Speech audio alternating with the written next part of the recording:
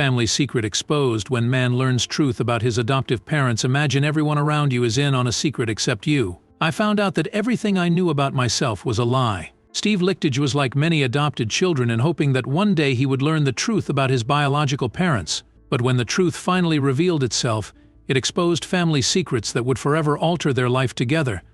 Story of Steve Lichtage. Steve Lichtage's life as he knew it began in the early 1970s, but the real story of his life would actually take years to truly unfold. In his earliest years, what he knew was that he was the youngest of all the Mary Jane and Don Lichtage's children, and spent his life surrounded by his 8 siblings. Together, Steve, his parents, and all of his siblings lived in a tiny farmhouse in Emporia, Kansas. His earliest memories revolved around playing with his older brothers and sisters, or watching his father work on the farm. By all accounts, Steve was living a completely normal, rural Midwest childhood. But the facade would soon come crashing down until his life was nearly unrecognizable. Steve's devoutly Catholic parents seemed to be upfront with him from the very beginning. They had made no secret that Steve was adopted and was not biologically their child. Regardless, Steve always felt like a part of the family. And yet, behind it all, he could still feel as if something was a bit off. First, there was a question that lingered in his mind. I don't know why my mom and dad wanted me when they had so many children of their own already. He remembered wondering. Looking back, Steve said that he should have known all along that was a secret lingering somewhere in the family. However, more than a few years would pass before he actually found out what it was. While something might have been off, that is not to say that Steve wasn't surrounded by love, especially when it came to his siblings. As he was the youngest child, they all seemed to feel a little protective over him. Sometimes he wondered if he had any biological siblings and if they would ever be able to form close relationships with each other. In an interview later, a friend of his said that he remembers Steve making a plan to finally meet his biological parents. He did not know when it would happen, but someday he wanted to take a road trip to meet them face to face. But when he learnt about the truth of his birth parents, it turned out that all his planning and wishing had been for naught. Steve always wondered who his real parents were and planned to search for them as an adult, according to a movie trailer about his life. But when he started asking friends and family about his plan to find his biological parents, people seemed to get a little bit uncomfortable or awkward. Maybe adoption is just a sensitive topic, he would think to himself. He did not know at the time that his entire family, including his parents and his siblings, were also in on a secret involving his biological mother. For years they had been sworn to secrecy, but that secret was about to come out whether they wanted it to or not. At the age of 18, Steve knew his life was about to take some major turns and changes, but that would only be the half of it. He had graduated high school after all, and his big graduation ceremony was due to take place the very next day. First, however, he wanted to spend the night before his milestone by celebrating his accomplishments. To mark the occasion, Steve invited both of his best friends at the time, Alan and Vance, over to his farmhouse. Alan and Vance had been close to him and his family for years, but right when they came over, he could sense some tension. For Alan and Vance, this night had been a long time coming. Steve was about to graduate and his 2 best friends felt like it was finally time for him to learn the truth. Otherwise, they worried he might not actually ever find out on his own. I don't have a strong recollection of it actually, Steve later said in an interview. But what I do remember is that it was right before high school graduation. The night before, Alan and Vance walked into my bedroom and they shut the door behind them. With that, his friend Vance faced him and said those fateful words, "We have something that we want to tell you." Steve sat in his room confused. What were his friends talking about? Then, Vance just blurted it out, Steve said. It just sort of came out of him, he said. "I know who your mom is." If that revelation was unbelievable, the next one came as even more of a shock. His mother, his friends told him, had been in front of his eyes the whole time. The road trip to see his birth mother would not be necessary. Instead, she was sitting in the next room. His mother, they said, was his older sister, Joni. "I was not some random child, even though I fully believed I was adopted by strangers," Steve later told the Today Show. But Don and Mary Jane were not strangers. They were my real grandparents, and Joni, who I believed was my oldest sister, was actually my mother. In that moment, Steve's world came crashing down. The sibling he had spent every day with, the person who had heard him discussing his search for his biological parents, had been his mother all along. But somehow, even that new information was not as hurtful as what he was about to hear from his friends. Steve was silent as his friends continued to share with him everything they knew. They told me that they had known for basically their entire lives, and that everybody I had grown up with had known for their entire lives, Steve said. Teachers, friends, siblings, neighbors, everyone knew except for him. "I think that this was actually the biggest blow to me," Steve said. It wasn't some intimate, private secret, but it was this knowledge of who I was that was out in the open, out in the world, and I had no control over it. At the time, Steve understandably was left without words. Okay, thanks, he remembers saying as his friends left. How would he feel the next day at graduation? Because Steve did not have much of a response to offer his friends, the three of them never really discussed the story and its details. Instead, he was left alone that night and into graduation the next day in his own head, thinking about what he had just learned. Steve kept his family's story a secret for a bit longer. He said nothing about it to his family, even as they all gathered around him for his graduation photos.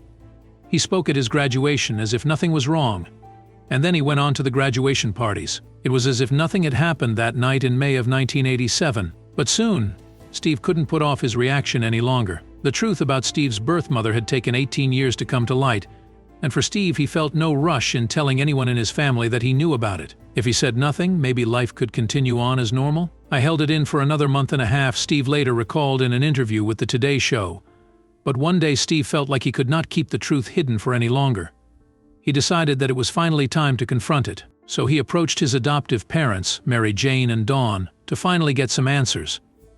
It was a moment that Steve knew would completely change his family forever. As soon as he confronted the people he had called his parents for his entire life, the family dynamics were certain to change immediately. He decided to just come out with it and asked Mary Jane about what his friends had told him, and she looked at me, my mother Mary Jane, and said, "I have no idea what you're talking about." Undeterred, however, Steve replied to her, "Well, I know everything. I know what the truth is." However, she would not budge and continued to deny having any understanding of what he was saying.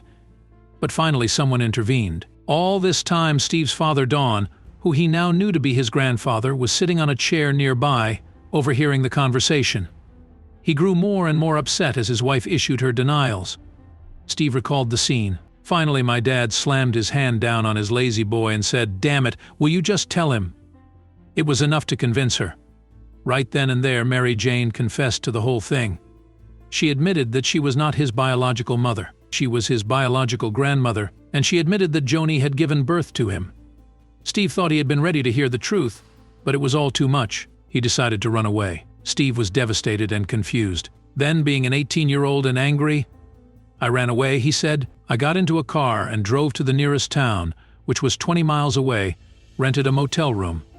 At least he wasn't alone, as Steve had brought along a few of his friends to talk things out. Unlike the family secret of Steve's birth mom, the secret of where Steve had run away to spread pretty quickly in his small town. Joni, who had heard that Steve had learned the news, tracked down her son to try and explain the story.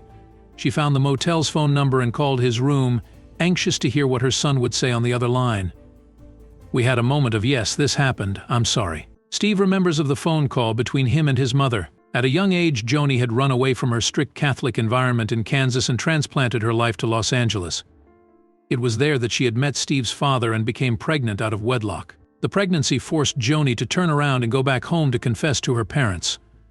In order to let Joni continue to live a normal life, and partially to avoid the shame they worried that she had brought on the family, they took in Steve as their own and swore their other children to secrecy. Joni was hoping Steve would understand, but she did not expect his reaction. Steve listened to Joni's story while remaining mostly silent.